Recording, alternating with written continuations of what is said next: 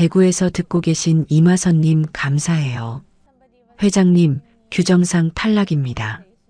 그런데 이 시간 후 재현은 탈락자 서하율 추천서 명단에서 24년 전 첫사랑의 이름을 발견하는데 그 아이 당신 딸입니다. 그 전에 잠깐 시청 전 구독과 좋아요 버튼 한번 누르고 더 많은 이야기를 전해보세요. 여러분의 이야기를 전하고 싶으면 지금 어디에서 영상을 보고 계신지 댓글로 남겨주세요. 다음 이야기 속에 반영하겠습니다. 그럼 편안한 시청하시고 오늘도 행복한 하루 되세요. 월요일 오전 9시 대웅미래장학재단 20층 최종심의 회의실. 대형 스크린에 파란 네온으로 뜬 슬로건이 방 전체를 비추고 있었습니다. 무예외무관용 무지연 산모. 윤재원 회장은 그 글자들을 바라보며 자신의 철학이 저 8글자에 모두 담겨 있다고 믿었죠. 회장님, 서하율은 가족관계 증명서 불안이 공란입니다. 최미란 사무국장의 목소리가 회의실 정적을 깼습니다. 45살의 그녀는 언제나 서류를 정확히 2번 확인한 후에 말하는 습관이 있었어요. 오늘도 마찬가지였죠. 손가락 끝으로 해당 부분을 다시 한번 짚어보인 후 말을 이었습니다. 규정상 보류, 사실상 탈락입니다. 윤재현은 고개를 끄덕였어요.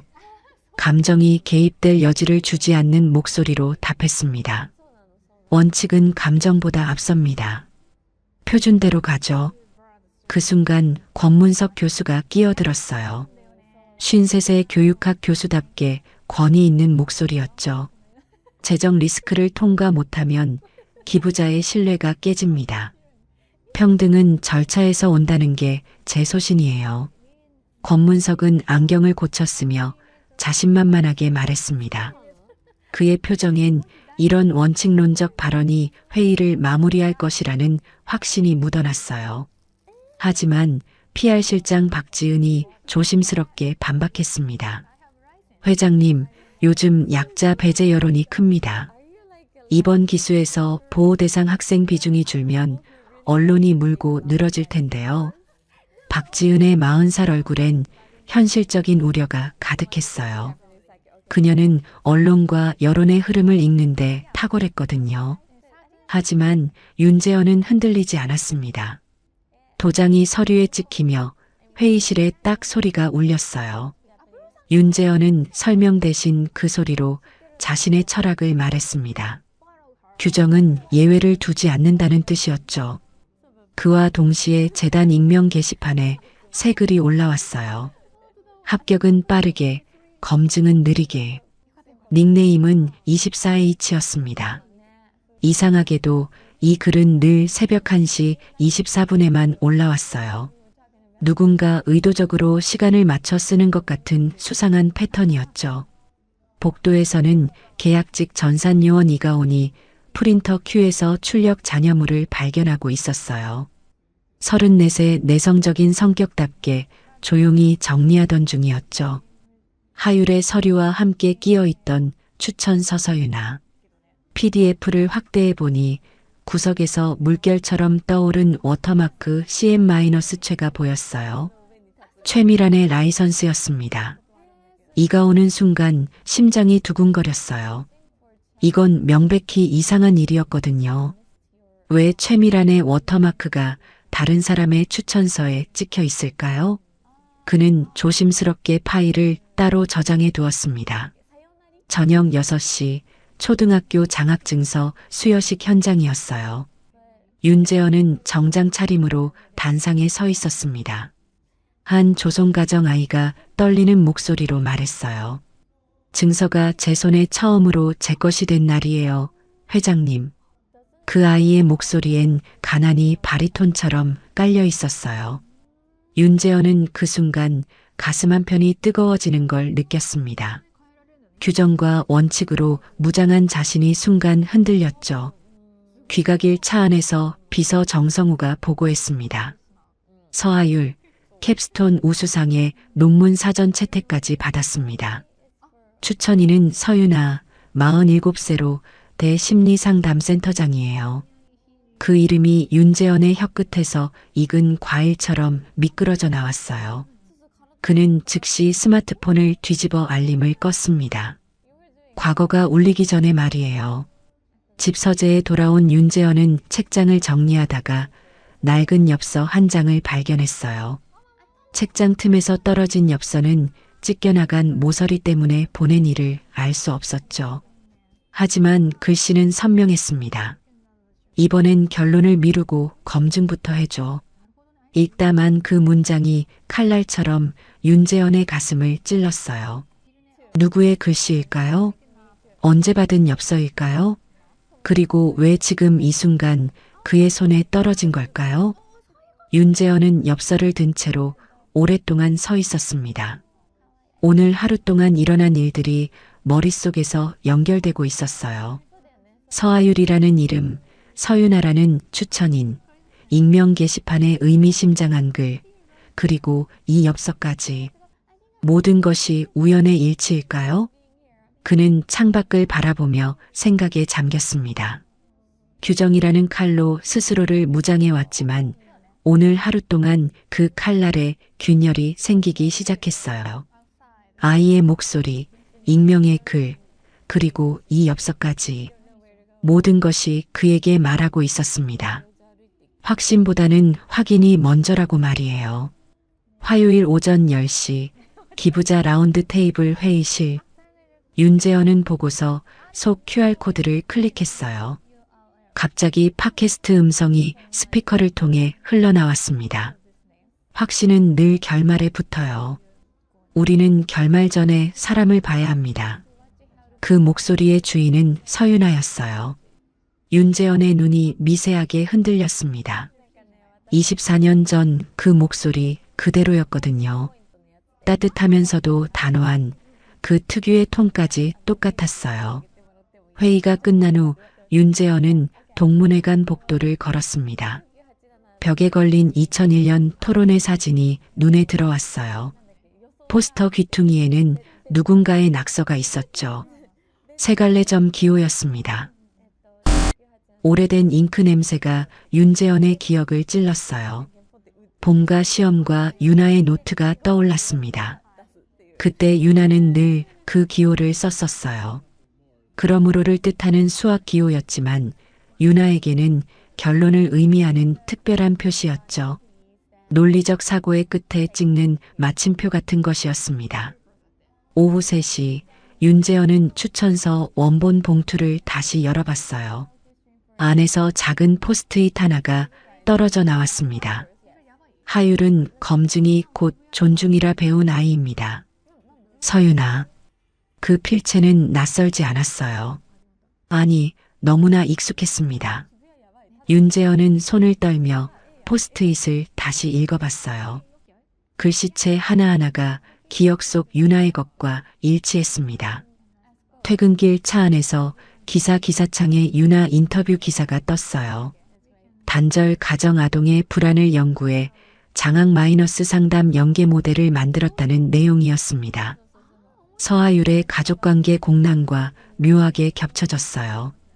윤재현은 복잡한 심정이었습니다. 윤아가 단절 가정을 연구한다는 것, 그리고 서아율이 가족관계 공란이라는 것. 이 모든 게 정말 우연일까요? 밤 11시 윤재현은 스마트폰을 들고 윤아의 번호 위에서 망설였어요. 통화 버튼 위에 엄지를 올렸다가 내리기를 3번 반복했습니다. 숫자를 세는 습관은 위기 때만 돌아오는 그의 오래된 버릇이었어요. 결국 그는 정성우에게 전화를 걸었습니다. 신원 확인이 아니라 과거 확인부터 해봐. 2001년 졸업 자료실을 뒤져봐. 정성우는 의아해했지만 지시를 따랐어요. 심야의 대학 자료실까지 연락해서 오래된 학적부를 찾아달라고 부탁했습니다. 새벽 2시 학적부 자필카드 스캔본이 이메일로 도착했어요. 윤재현은 떨리는 손으로 파일을 열어봤습니다. 그리고 그곳에서 발견했어요. 서윤아의 학적카드 구석에 찍힌 작은 기호. 세 갈래 점이 마지막 못이었습니다. 윤재현이 쌓아올린 방어선이 그 표식 하나에 무서움으로 무너져 내렸어요. 이제 더 이상 동명이인이라고 우기기 어려웠습니다. 음성, 사진, 필적. 3단 브릿지가 완성된 거였어요. 윤재현은 의자에 깊숙이 몸을 맡겼습니다. 24년 전 그 봄이 다시 돌아온 것 같았어요. 유나의 목소리, 유나의 필체, 유나의 습관까지 모든 것이 그대로였습니다. 그런데 서하율은 누구일까요?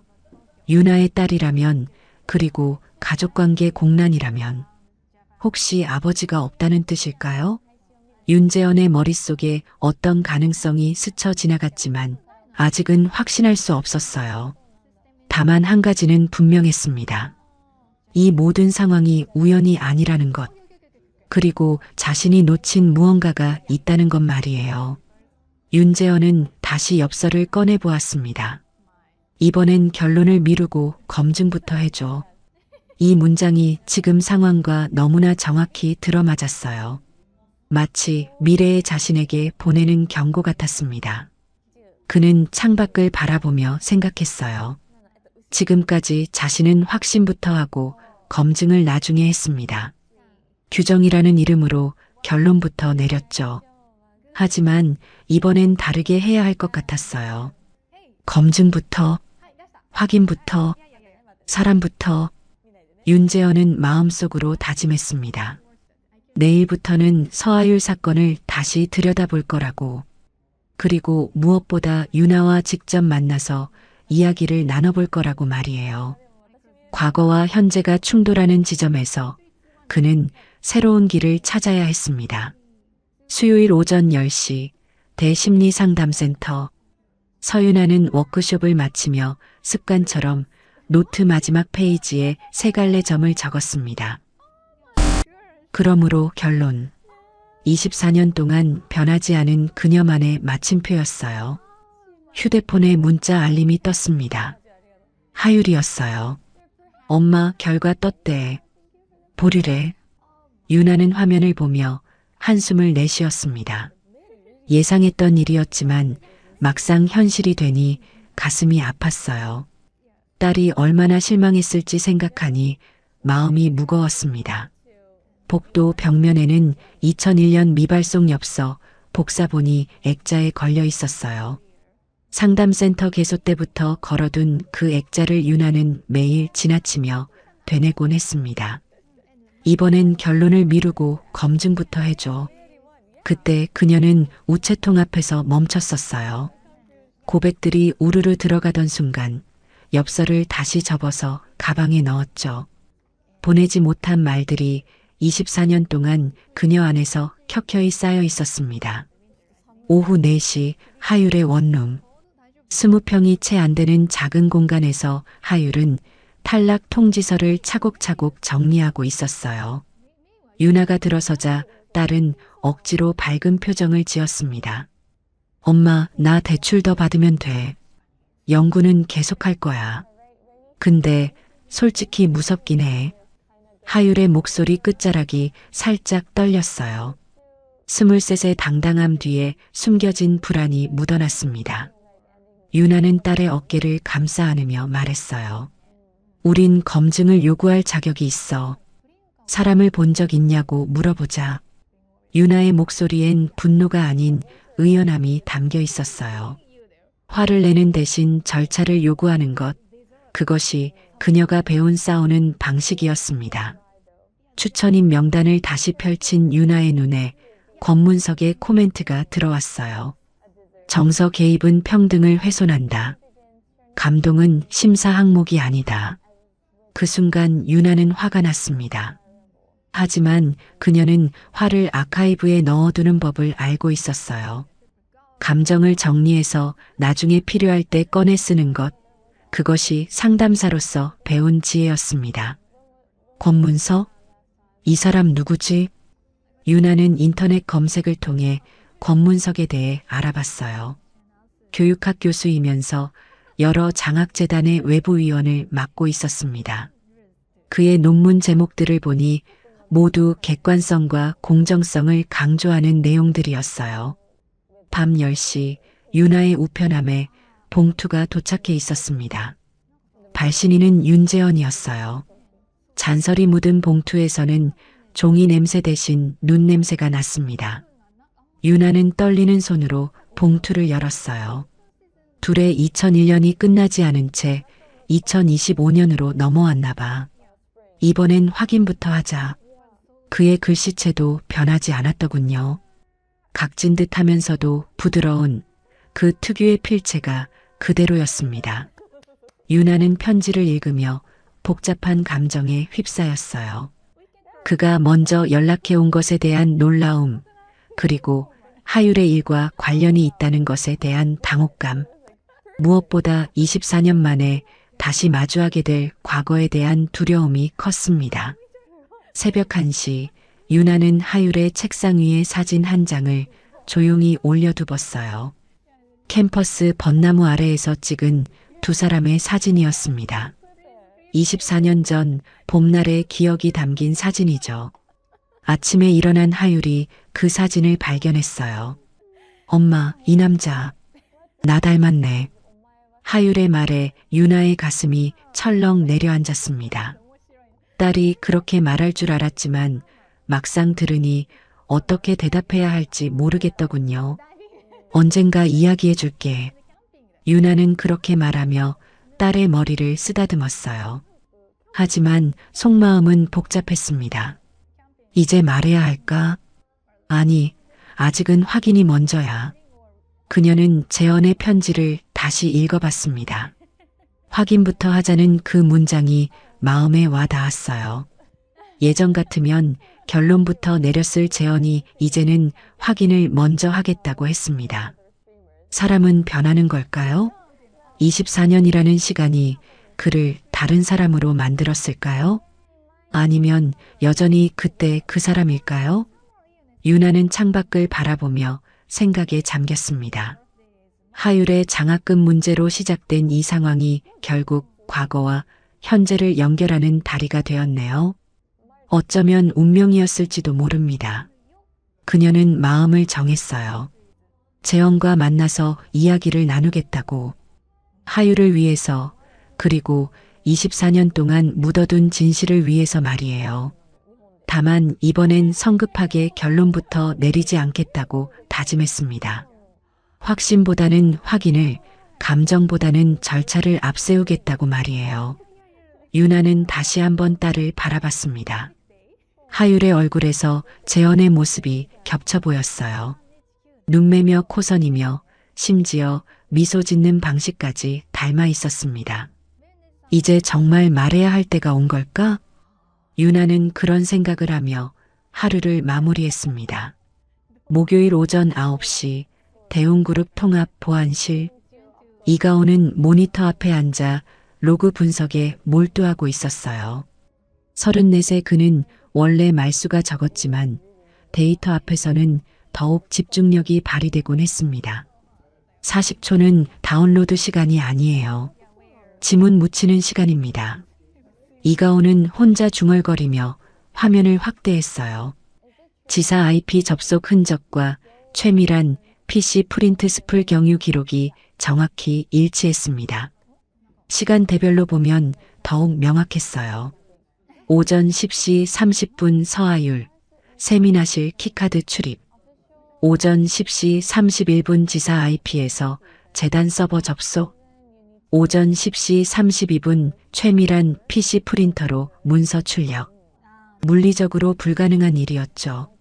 하율이 세미나실에 있는 동안 동시에 지사에서 접속할 수는 없으니까요. 이가온은 조심스럽게 증거들을 수집했어요. 그의 철학은 간단했습니다. 데이터는 사람보다 오래 산다. 거짓말을 할 수 있는 건 사람뿐이라고 믿었거든요.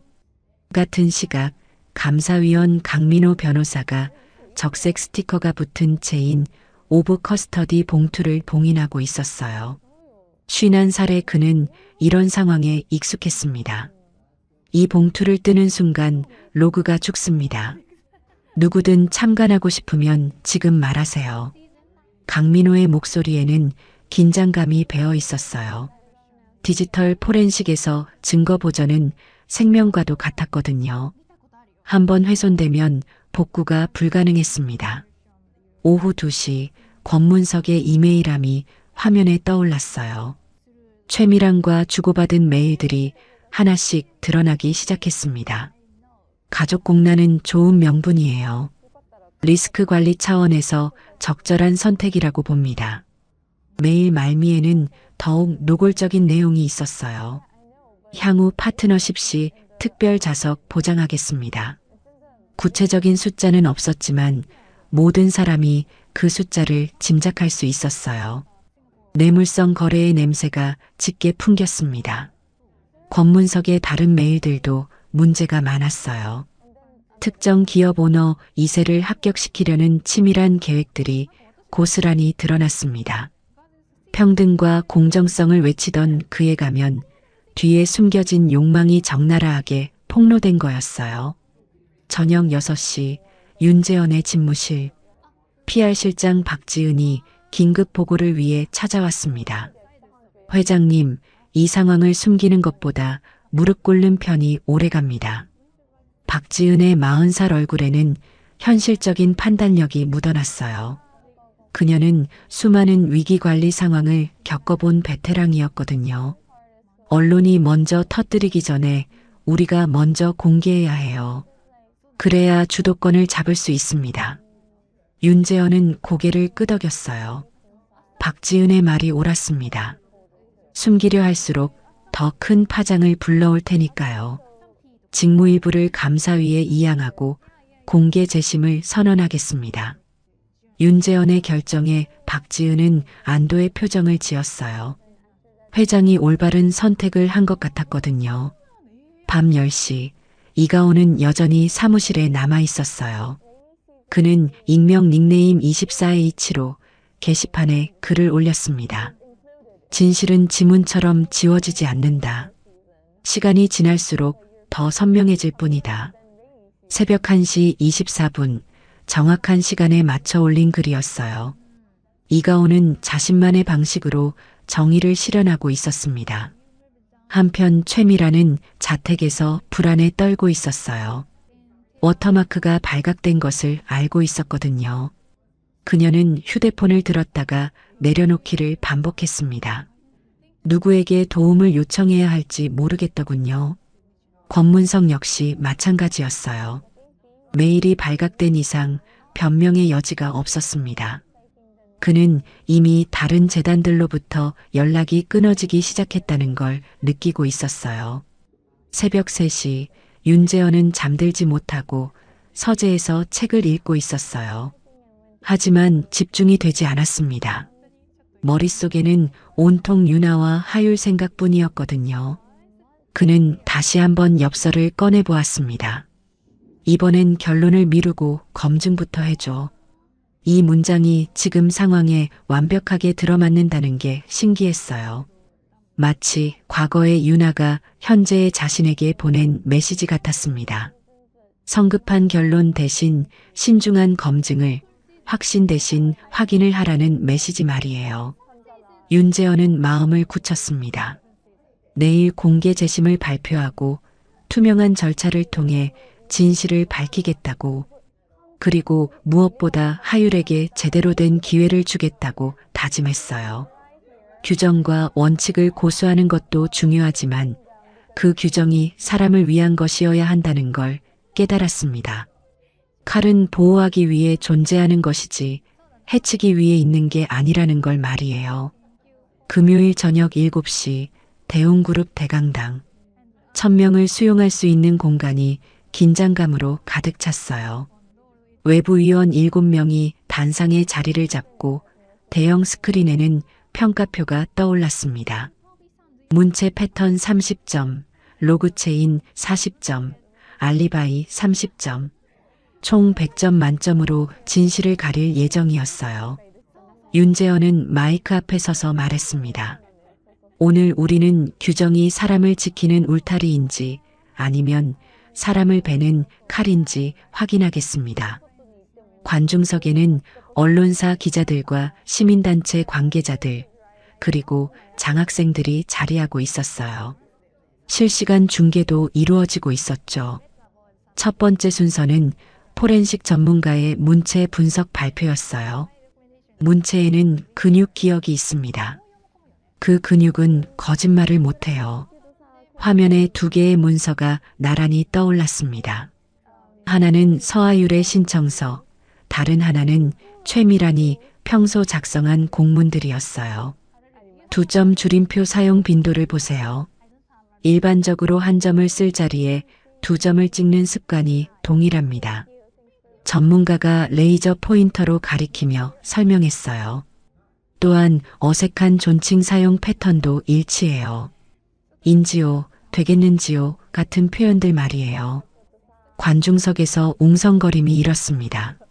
실시간 채팅창에는 해시태그 복부탕, 2점 줄임표 뭐냐 키읔키읔 같은 댓글들이 빠르게 올라왔어요.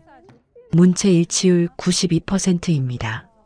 화면에 빨간 글씨로 수치가 떠올랐어요. 30점 만점에 28점이었습니다.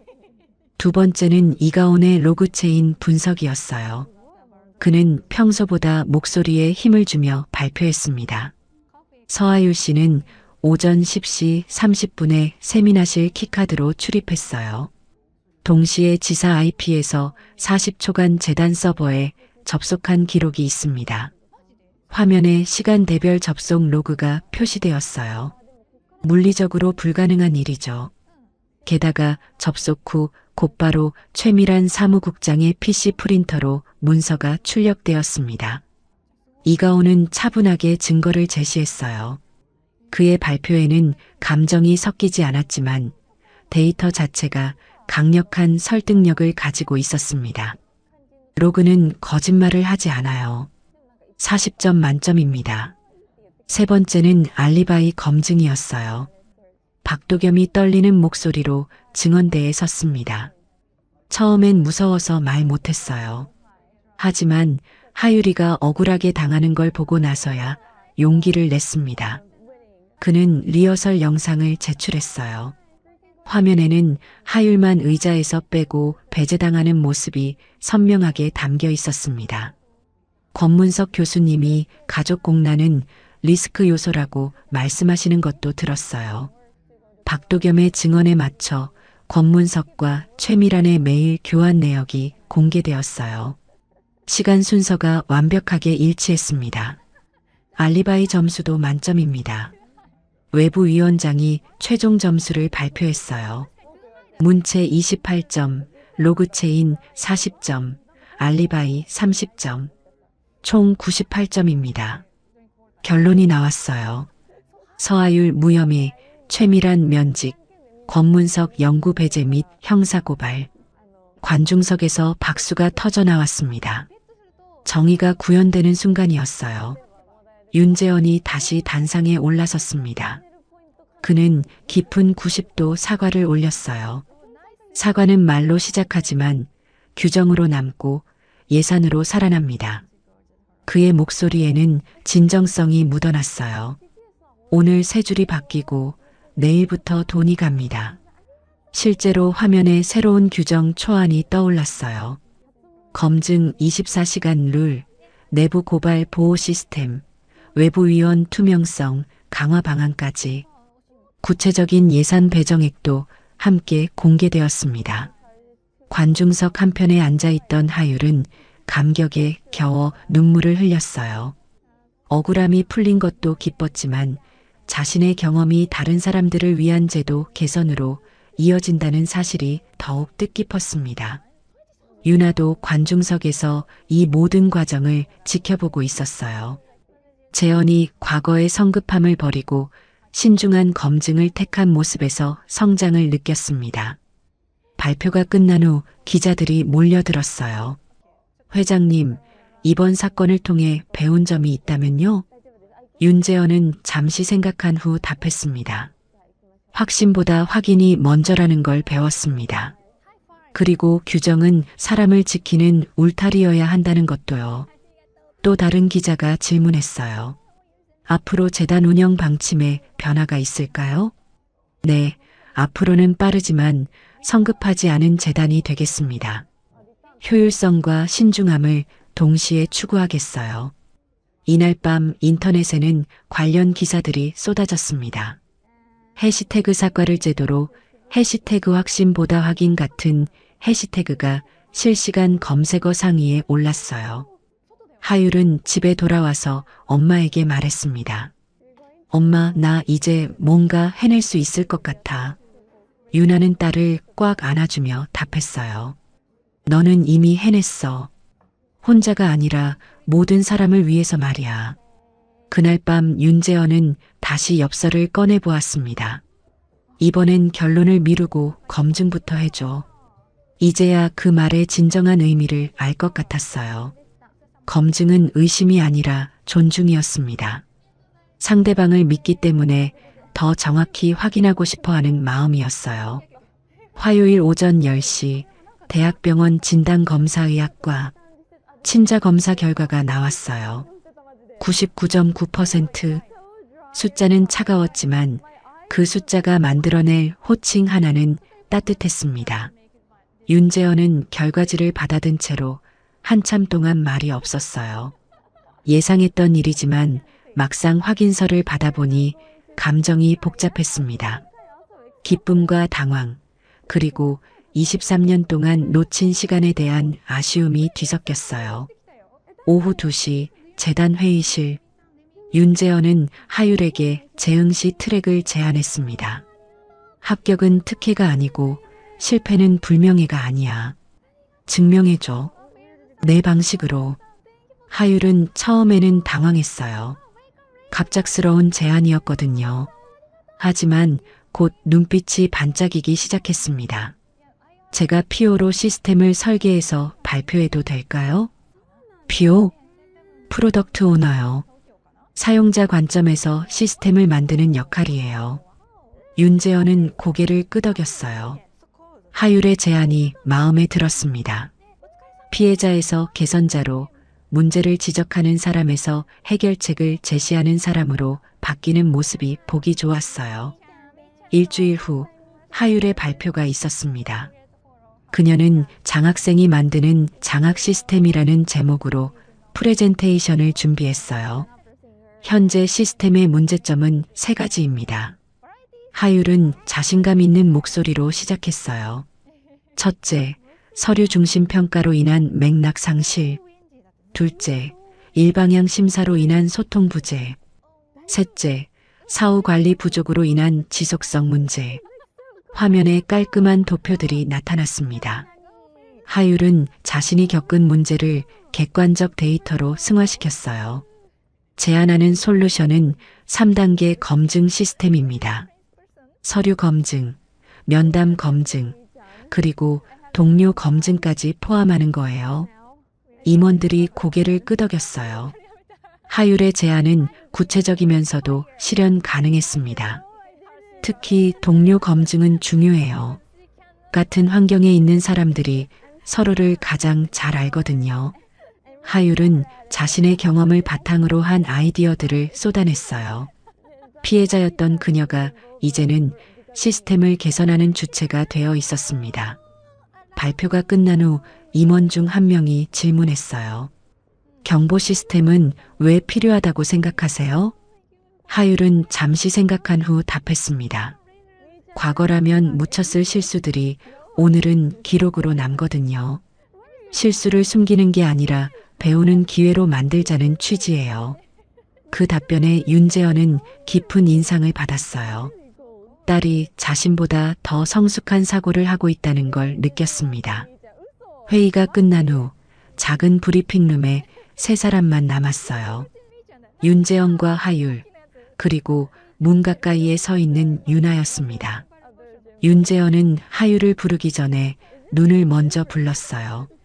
시선이 마주쳤을 때 그 눈이 고개를 끄덕이는 걸 확인한 후에야 이름을 불렀습니다. 하율아. 목소리에는 23년 동안 쌓인 그리움이 담겨 있었어요. 조심스럽지만 확신에 찬 그런 톤이었습니다. 하율은 잠시 망설였어요. 그러다가 작은 목소리로 대답했습니다. 네, 아버지. 그 순간 공기가 달라졌어요. 호칭 하나가 바뀌면서 관계 전체가 재정이 되었습니다. 회장과 지원자에서 아버지와 딸로 공식적인 관계에서 사적인 관계로 전환된 거였어요. 문턱에 서 있던 유나는 문을 닫지 않았어요. 틈을 남겨두는 건 상담의 기본이었습니다. 내담자가 언제든 나갈 수 있다는 안정감을 주는 거죠. 오늘은 가족에게도 그 원칙을 적용했습니다. 윤재현은 하율에게 다가가서 어깨에 손을 올렸어요. 미안해. 늦었지만 이제부터라도 제대로 하고 싶어. 하율의 눈에 눈물이 맺혔어요. 하지만 슬픔의 눈물이 아니라 안도의 눈물이었습니다. 전 괜찮아요. 엄마가 잘 키워줬거든요. 하율은 유나를 바라보며 말했어요. 감사와 자랑스러움이 섞인 표정이었습니다. 유나는 두 사람을 바라보며 미소를 지었어요. 23년 동안 혼자 감당해온 무게가 이제 나눠질 수 있게 되었습니다. 천천히 하자. 서두르지 말고. 유나의 말에 윤재현과 하율이 동시에 고개를 끄덕였어요. 그날 저녁 세 사람은 조용한 식당에서 첫 가족 식사를 했습니다. 어색하지만 따뜻한 시간이었어요. 상속이나 인지 같은 건 언제든 천천히 해도 돼. 하율이 먼저 말을 꺼냈어요. 법적인 절차보다는 관계 자체가 더 중요하다는 뜻이었습니다. 일상부터 하자. 유나도 동의했어요. 급작스러운 변화보다는 자연스러운 적응이 필요했습니다. 이번엔 서두르지 않겠어. 윤재현의 다짐에 두 사람이 미소를 지었어요.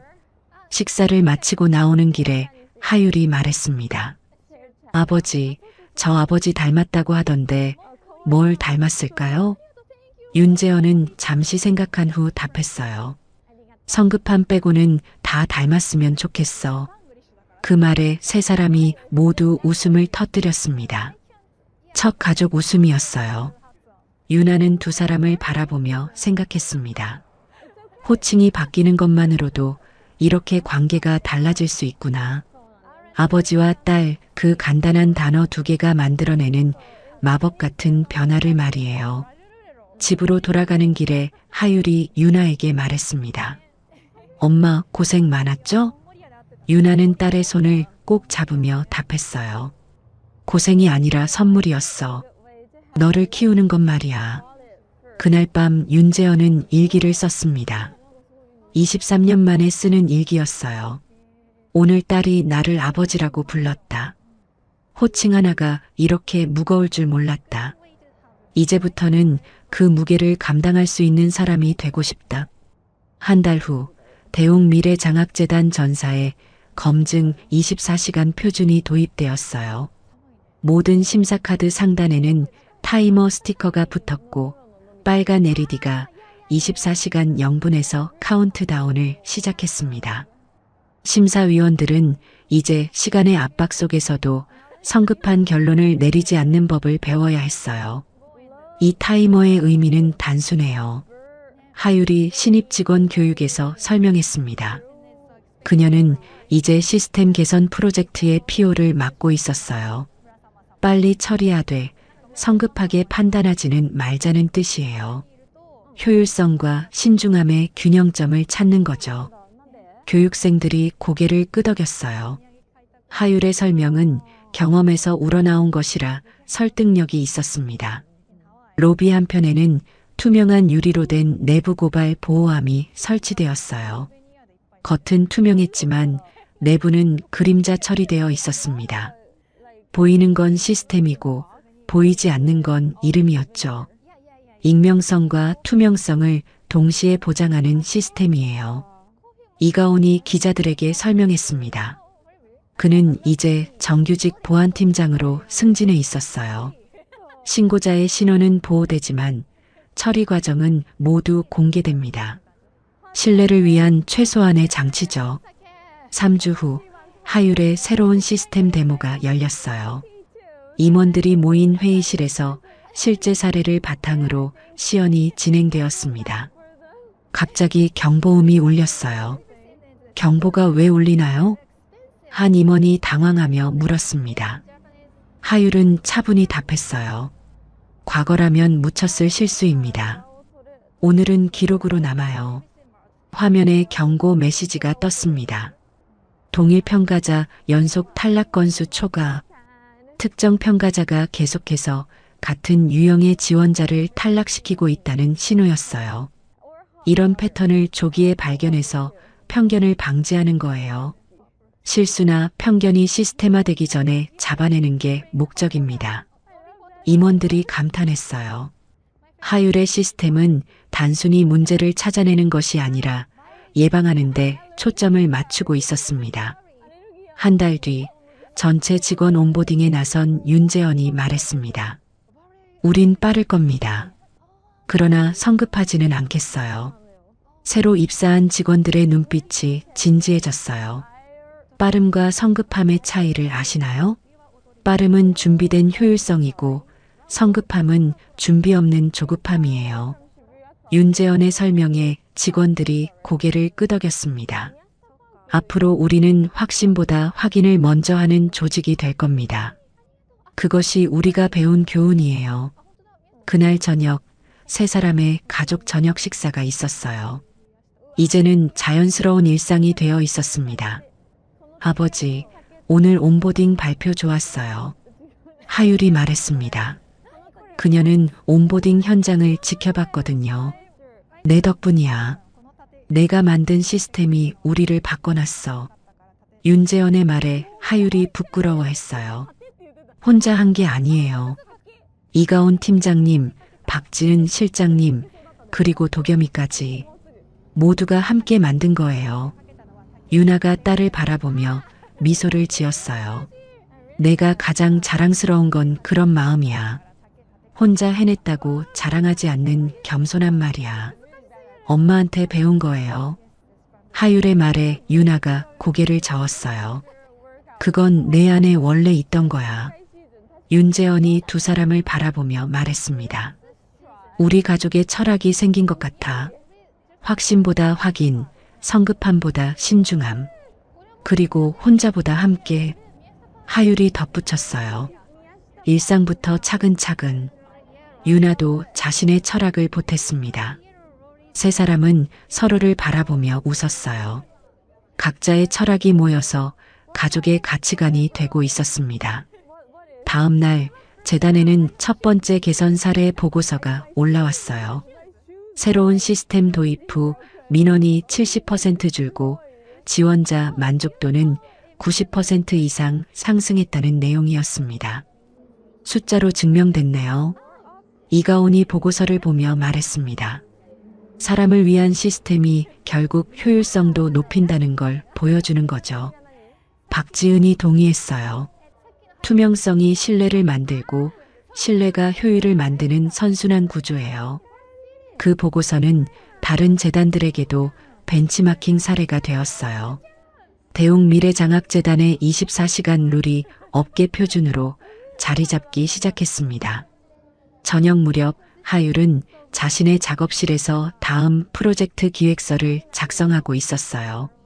제목은 장학생이 만드는 멘토링 시스템이었습니다. 피해자에서 개선자로, 개선자에서 멘토로. 하율은 혼자 중얼거리며 기획서를 썼어요. 자신이 겪은 일을 통해 배운 것들을 후배들에게 전수하고 싶었습니다. 윤재현은 집무실에서 하율의 기획서 초안을 검토하고 있었어요. 이 아이가 정말 많이 자랐구나. 그는 딸이 자신보다 더 멀리 보고 있다는 걸 느꼈습니다.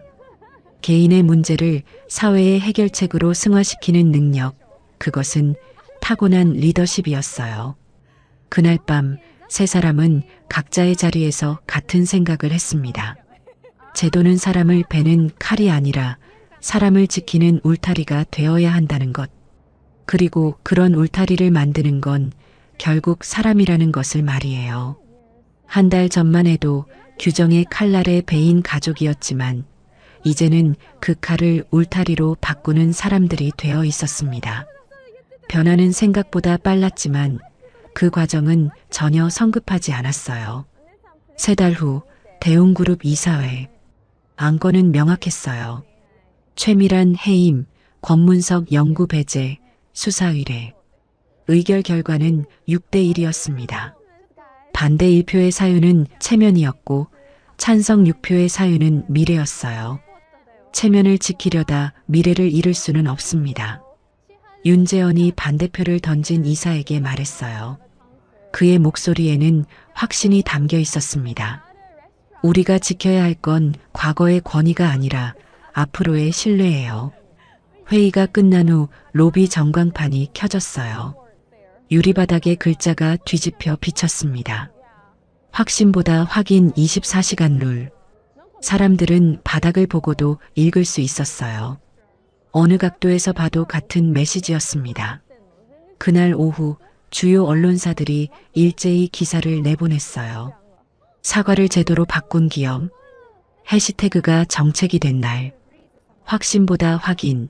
새로운 기업 문화의 탄생. 해시태그가 정책이 되는 드문 사례였어요. 소셜미디어에서 시작된 움직임이 실제 제도 변화로 이어진 거였습니다. 한편 해외 호텔 방 한 곳에서는 의미심장한 장면이 펼쳐지고 있었어요. 누군가가 노트북을 열고 폴더를 확인하고 있었습니다. 폴더명은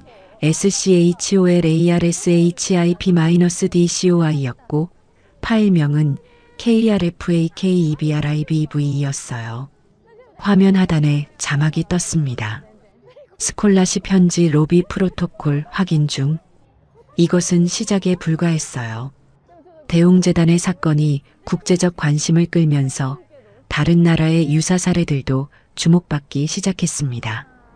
투명성과 공정성에 대한 글로벌 기준이 높아지고 있었어요. 저녁 8시 세 사람이 마주 앉았습니다. 이제는 자연스러운 가족 저녁 시간이었어요. 하지만 오늘은 특별한 의미가 있었습니다. 지난 석 달을 정리하고 앞으로의 방향을 이야기하는 시간이었거든요. 우리가 배운 게 뭘까? 윤재원이 먼저 물었어요.